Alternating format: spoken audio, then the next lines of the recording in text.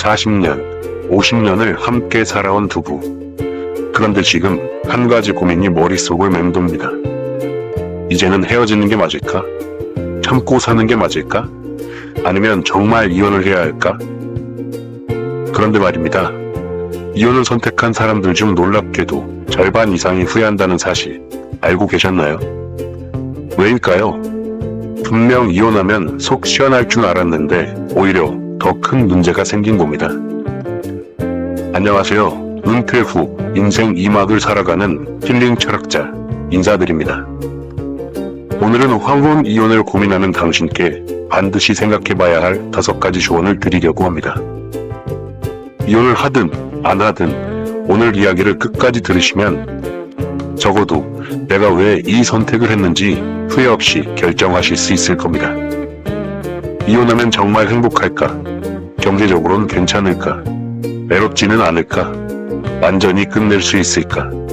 이혼 후 내 삶은 어떻게 될까? 이 질문에 대한 답을 모른 채 이혼을 결정하면 그 선택 평생 후회할 수도 있습니다. 참고 사는 게 미덕이다? 이제는 나를 위해 살아야 합니다. 그 나이에 이혼하면 뭐 하려고 그래? 이제 와서 혼자 사는 게 가능하겠어? 이런 말 주변에서 한 번쯤 들어보셨을 겁니다. 50년을 참고 살았습니다. 애들 키우고 가정을 지키고 희생하면서요. 그런데 지금 가만히 돌아보면 이런 생각이 들 수도 있습니다. 난 언제쯤 나를 위해 살아볼 수 있을까? 자, 여기서 질문 하나 드리겠습니다. 평생 배우자와 함께 살아오면서 한 번이라도 이런 감정을 느껴본 적 있으신가요? 내가 뭘 원하는지조차 모르겠다. 그냥 참고 살다 보니 이제는 뭘 참는지도 모르겠다. 이혼하고 싶다기보다는 그저 자유롭고 싶다. 제가 아는 72세의 한 여성분이 있습니다. 결혼 후 50년 동안 단 한 번도 본인을 위한 선택을 해본 적이 없어요. 젊었을 땐 아이들 키우느라, 남편 뒷바라지 하느라, 중년이 돼서는 자식들 뒷바라지 하느라, 그리고 이제 70이 넘었는데 그 남편은 여전히 아내를 하인 취급하더랍니다. 당신이 뭘 알아? 가만히 있어. 밥은 왜 이렇게 싱거워? 이것도 제대로 못해? 참고 살았죠, 평생을. 그런데 어느 날 문득 이런 생각이 들었답니다. 나는 언제쯤 나를 위해 살 수 있을까? 참고 산다는 건 누구를 위한 걸까? 이분은 결국 이혼을 결심했습니다. 주변에서 난리가 났어요. 애들한테 창피한 줄 알아라. 이 나이에 혼자 살면 얼마나 힘든 줄 아냐? 그냥 참고 살아. 다 그렇게 사는 거야. 그런데 그분이 뭐라고 하셨는지 아십니까? 이제는 더 이상 참고 사는 게 미덕이 아니다. 그렇게 이혼한 후 이분은 처음으로 자신을 위한 삶을 살기 시작했습니다. 요가를 배우고 친구들과 여행을 다니고 하고 싶었던 공부도 시작했어요. 그리고 몇 년 후 이런 말씀을 하시더군요. 이혼하고 나서야 비로소 내 인생을 살고 있다고 느꼈다고. 그렇다면 여러분께 묻겠습니다.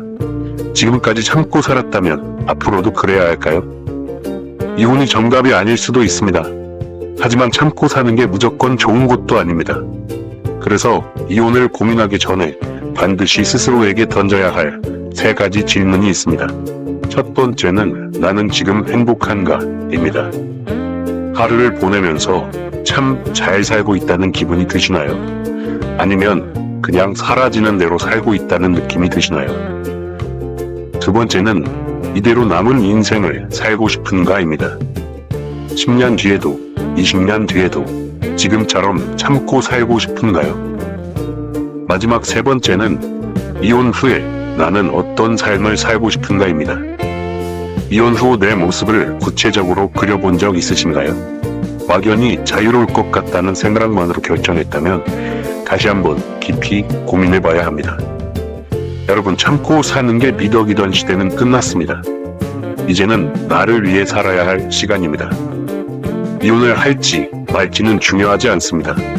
중요한 건 앞으로 남은 인생을 내 의지로 선택할 준비가 되어 있느냐, 바로 그겁니다.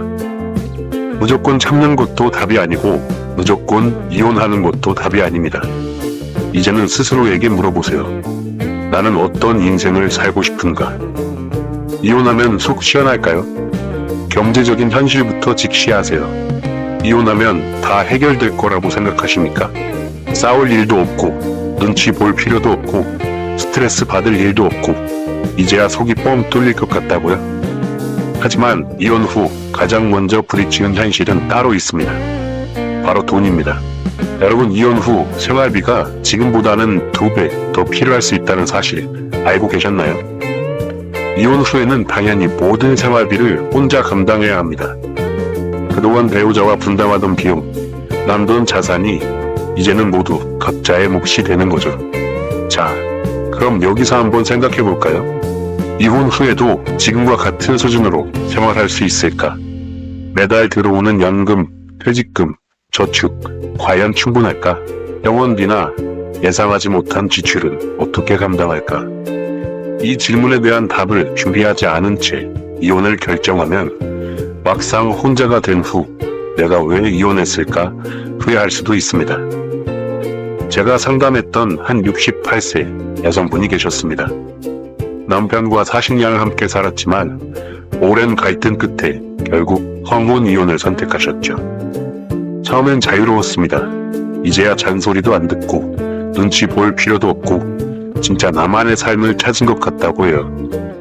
그런데 몇 달 후 문제가 생겼습니다. 연금만으로 생활하기엔 빠듯했고 예상보다 돈이 훨씬 더 많이 들었어요. 남편이 관리하던 재산이 많았지만 이혼 후 재산 분할 과정에서 기대한 만큼 받을 수 없었습니다.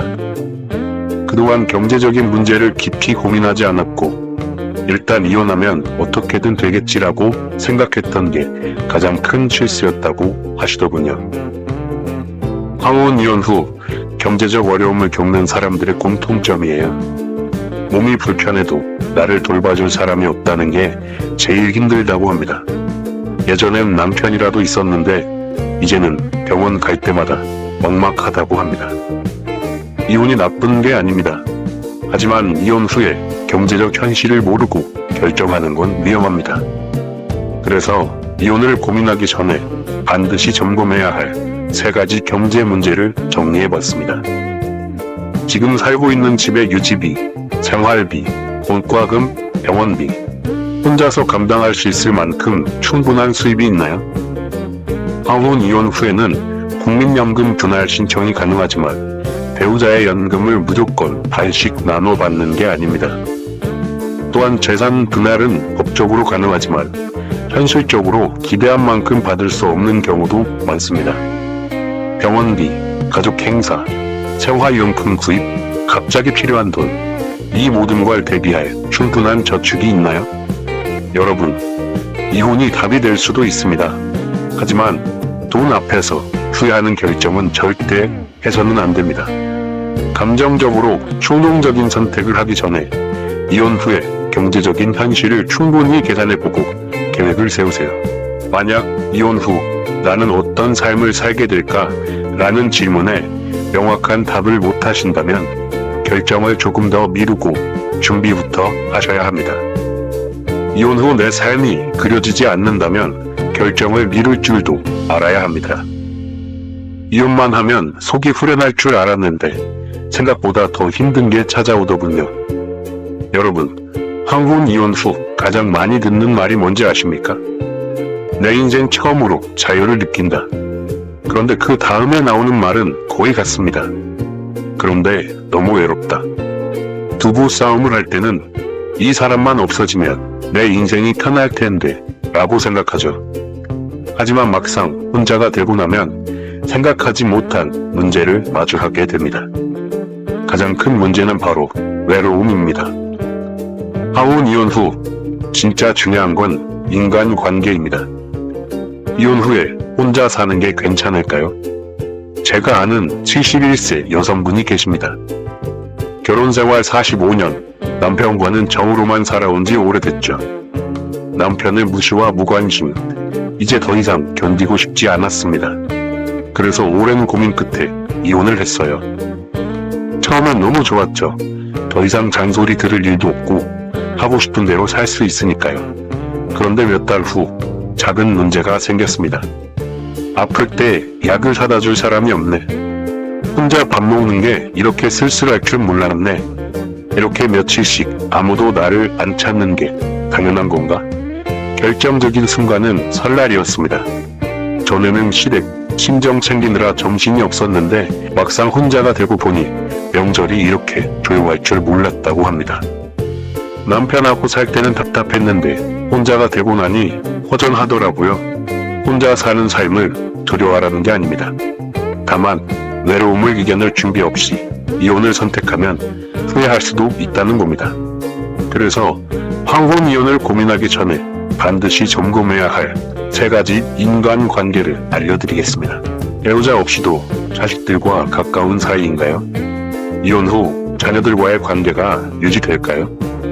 혹시 배우자와 갈라서면서 자녀들과도 멀어질 가능성은 없을까요?